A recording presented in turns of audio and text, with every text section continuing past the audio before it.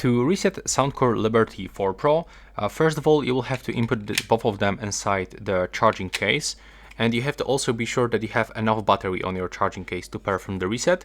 Now you will have to take a look on this touch panel, and you will have to just click and hold it for around 5 seconds until you can find some other screen on this charging case. Take a look. Right now we get the different screen. So we have to swipe into the left side like this. We got reset selection, and now quickly double tap 1, 2, and you should get some information. If it is not working, repeat 1, 2. Okay, it's not working, so let's try to repeat. Just simply click and hold it one more time. Sometimes we have to just repeat that process. Now swipe to the left side and quickly double tap.